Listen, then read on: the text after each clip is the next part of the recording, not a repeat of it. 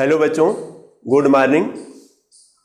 आज हम कक्षा 12 के लिए सब्जेक्ट फिजिक्स आप लोगों के लिए लेकर आए हैं और इसमें हम आप लोगों को वीडियो प्रतिदिन देते रहेंगे और आप लोग प्रतिदिन इसको सब्सक्राइब भी करिएगा। आगे फिजिक्स में चलते हैं तो पहले नंबर पर परिचय में जान लीजिए सब लोग।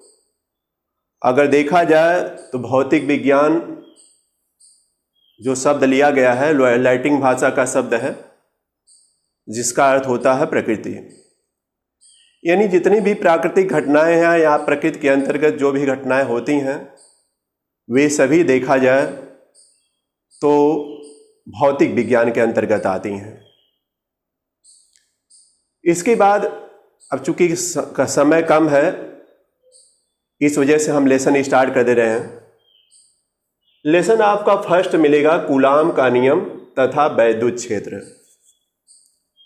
देखिए जो सिलेबस 30% लेस हुआ है उसके बारे में भी जानकारी हम दे देंगे। एक दो वीडियो के बाद आप लोगों को पूरा दे देंगे कि कितना पढ़ना रहेगा क्या रहेगा इसके बारे में आप लोगों को बता देंगे। लेकिन आज वीडियो में हम लेसन फर्स्ट स्टार्ट करेंगे। तो लेसन फर्स्ट में हमने बताया कूलाम का नियम है तथा वैद्युत क्षेत्र है। कूलाम का नियम भी आगे थियरी मिलेगा, वैद्युत क्षेत्र भी थियरी मिलेगा। इसमें पहले नंबर पर हेडिंग पर आ जाते हैं हम वैद्युत आवेश, इलेक्ट्रिक चार्ज। यही पहली हेडिंग मिलती है चैप्टर में। वैद्युत आवेश क्या है इसके बारे में बहुत सी बातें बताई जाती हैं। कोई निश्चित परिभाषा इसकी नहीं है कि एक दो लाइन में आप लोगों को परिभाषा बता दी जाए। जब भी बताया जाता है विस्तार से बताया जाता है। जैसे देखिए आप लोग इसके पहले वाले क्लासों में भी बच्चे 6, 7, 8 में भी आवेश के बारे में ही पढ़ते आए हैं कि जब कंघी को बाल में रगड़ते हैं तो कंघी छोटे छोटे कागज के टुकड़ों को अपनी तरफ आकर्षित करने का गुण रख देती है। इसका अर्थ यह हुआ कि कंघी पर आवेश आ गया। जब कंघी छोटे छोटे टुकड़ों को आकर्षित करने लगती है तो कहा जाता है कि कंघी पर आवेश आ गया।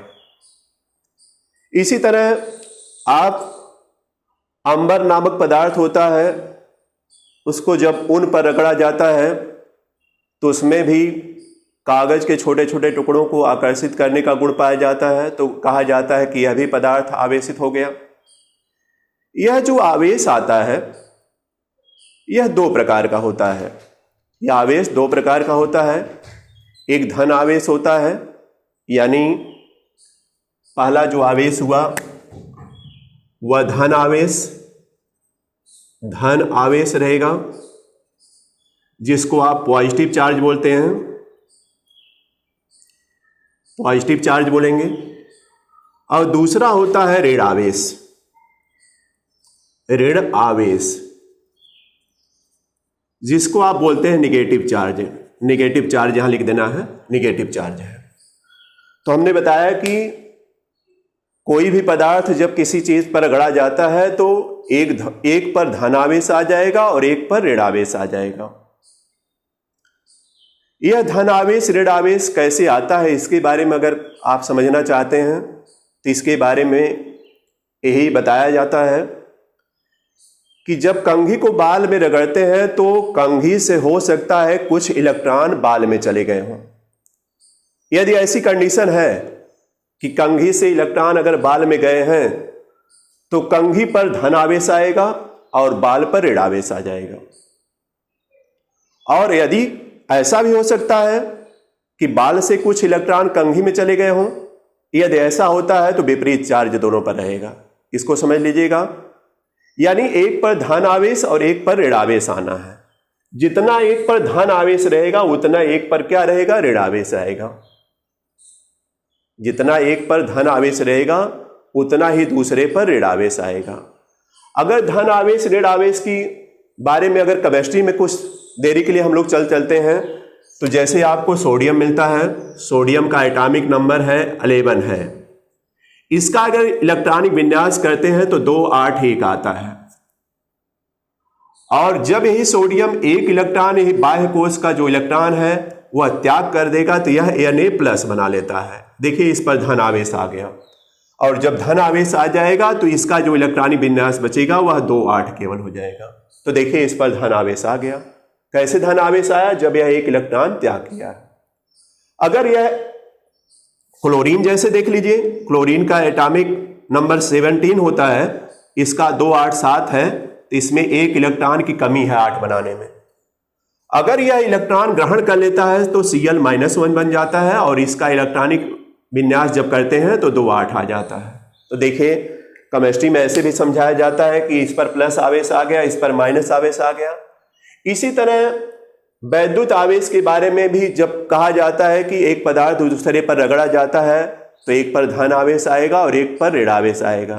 धन आवेश और ऋण आवेश आने की कंडीशन हमने बता दिया कि अगर इलेक्ट्रॉन उससे निकले हैं तो उस पर धन आवेश आएगा, अगर इलेक्ट्रॉन उसमें गए हैं तो ऋण आवेश आएगा। तो इसको ध्यान में रखना है सबको। तो पहले तो आवेश के बारे में दिया है कि आवेश क्या है, इसके बारे में दिया है। फिर इसके बाद अगर हम चलते हैं, आगे बढ़ते हैं और आते हैं आवेश संरक्षण का नियम। अगर हम लोग हेडिंग पर आते हैं आवेश संरक्षण का नियम, अगर इस पर आते हैं कि आवेश संरक्षण का नियम क्या है, तो देखिए अभी हम बताए आप लोगों को कि जब भी वैद्युत आवेश आता है तो एक पर धन और एक पर ऋण आएगा, और हमने बता दिया कि जितना एक पर धन रहेगा उतना दूसरे पर ऋण रहेगा। अगर मान लीजिए कंघी और बाल की बात करते हैं, कंघी और बाल की बात करते हैं, तो अगर कंघी पर धन 2 आवेश आ गया, यानी कंघी से अगर 2 इलेक्ट्रॉन बाल में चले गए तो बाल पर उतना ही ऋण आवेश आएगा। तो इसका मतलब दोनों मिलाकर अगर देखा जाए तो दोनों कैंसिल हो जाते हैं। कैंसिल का मतलब जितना धन आवेश रहेगा उतना ऋण आवेश रहेगा, कैंसिल आउट रहेगा।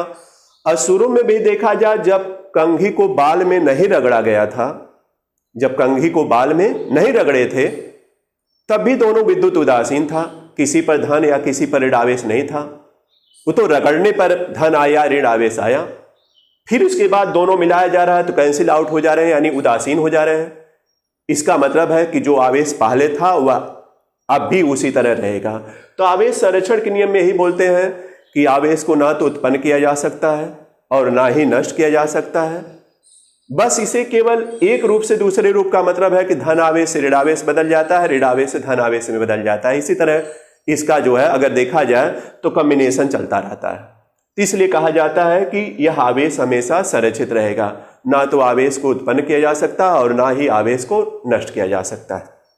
तो देखिए हमने आप लोगों को स्टार्ट कर दिया है और इसका नोट्स भी बनवाएंगे हम, और आज भी कुछ नोट्स आप लोगों को लिखवा देते हैं। तो आप लोग लेसन फर्स्ट डाल लीजिएगा, कूलाम का नियम डालिएगा, और तथा वैद्युत क्षेत्र लेसन का नाम है coulombs law and electric field, और इसमें पहली हेडिंग पड़ेगी वैद्युत आवेश। तो लिखना भी स्टार्ट कर दीजिए, कुछ लिखवा देते हैं, लिखिएगा वैद्युत आवेश, इलेक्ट्रिक चार्ज हेडिंग डाल दीजिएगा। आप लोग कॉपी बना लीजिए, इलेक्ट्रिक चार्ज हेडिंग डालिएगा। हमें लगता है कि आप लोग कॉपी लेकर बैठे हुए होंगे और इसको नोट भी करते जाइए। इसके बारे में हम कुछ लिखवाते हैं, लिखिएगा। जब किसी कंघी को बाल में रगड़ा जाता है, जब किसी कंघी को बाल में रगड़ा जाता है तो कंघी में कागज के छोटे छोटे टुकड़ों को, तो कंघी में कागज के छोटे छोटे टुकड़ों को आकर्षित करने का गुण आ जाता है, आकर्षित करने का गुण आ जाता है। इसी प्रकार अंबर नामक पदार्थ को जब ऊन पर रगड़ा जाता है, अंबर नामक पदार्थ को जब ऊन पर रगड़ा जाता है तो इसमें भी कागज के छोटे छोटे टुकड़ों को आकर्षित करने का गुण आ जाता है।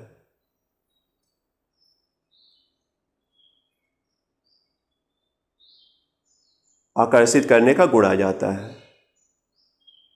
तो यह कहा जाता है कि ये पदार्थ आवेश युक्त हो गए, ये पदार्थ आवेश युक्त हो गए। यह आवेश दो प्रकार का होता है। यह आवेश दो प्रकार का होता है। पहला लिखिएगा इसमें धन आवेश, हम बता चुके हैं, और दूसरा लिखिएगा ऋण आवेश, यानी पॉजिटिव चार्ज और नेगेटिव चार्ज। फिर आगे बढ़िएगा, लिखिएगा यदि कंघी से कुछ इलेक्ट्रॉन निकलकर बाल में गए हैं, यदि कंघी से कुछ इलेक्ट्रॉन निकलकर बाल में गए हैं तो कंघी पर धन आवेश आ जाता है और बाल पर ऋण आवेश आ जाता है। यानी अब समझ लीजिए आप लोग, फिर यहीं पर रोकिएगा अब लिखना। हमने बताया कि जितना इलेक्ट्रॉन निकलेगा उतना धन आवेश आएगा और जितना इलेक्ट्रॉन ग्रहण करेगा कोई उतना ही ऋण आवेश आएगा। केमिस्ट्री में जाकर हमने समझाया आप लोगों को। जैसे सोडियम है, अगर वह एक इलेक्ट्रॉन त्याग कर रहा है तो उस पर धन एक आवेश, क्लोरीन है एक इलेक्ट्रॉन ग्रहण कर रहा है तो उस पर ऋण आवेश, एक ऋण आवेश आ जाता है। इसी तरह से और भी पदार्थ हैं, जैसे हमने फिजिक्स में बताया कि धन आवेश और ऋण आवेश इसी तरह आता है जब इलेक्ट्रॉन का आदान प्रदान होता है। यानी इलेक्ट्रॉन जो देता है वह धन आवेशित हो जाता है और जो ग्रहण करता है वह ऋण आवेश हो जाता है। तो इसको ध्यान रखिएगा, बस इतना इसमें लिखना है। फिर हेडिंग डालिएगा आवेश संरक्षण का नियम। हेडिंग डाल लेना है आवेश संरक्षण का नियम। इसमें हमने समझा दिया आप लोगों को, और अब लिख लीजिए आप लोग। लिखिएगा आवेश को ना तो उत्पन्न किया जा सकता है, आवेश को ना तो उत्पन्न किया जा सकता है और ना ही इसको नष्ट किया जा सकता है, और ना ही इसको नष्ट किया जा सकता है। जैसे लिखिएगा इसमें, जैसे किसी पदार्थ पर जितना धन आवेश आता है, किसी पदार्थ पर जितना धन आवेश आता है उतना ही दूसरे पर ऋण आवेश आता है, उतना ही दूसरे पर ऋण आवेश आता है।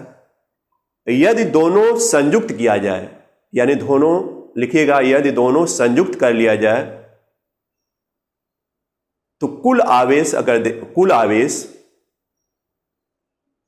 शून्य प्राप्त होता है, यानी उदासीन प्राप्त होता है। इससे आवेश संरक्षण के नियम की पुष्टि होती है। इससे आवेश संरक्षण के नियम की पुष्टि होती है। तो इसको ध्यान रखिएगा। आज हम बस 2 हेडिंग आप लोगों को बताए हैं। आज पहला वीडियो आप लोगों के लिए है, और इसके बाद हम आ जाएंगे कूलाम का नियम। अगली वीडियो में हम बताएंगे आप लोगों को कूलाम का नियम क्या है, वहाँ विस्तार से रहेगा, और वहाँ पर आप लोगों को उसके आधार पर न्यूमेरिकल क्वेश्चन भी लगाना रहेगा। लेकिन अब कॉपी और पेन लेकर के आप लोग तैयार रहेगा। और यह वीडियो देखिए, आप लोगों के लिए फ्री जा रहा है, इतना काम जरूर करिएगा। इसको आगे सब्सक्राइब कर देना है, सब्सक्राइब करते रहिएगा ताकि यह वीडियो हमेशा चलता रहे। आज इतना ही रहेगा। धन्यवाद।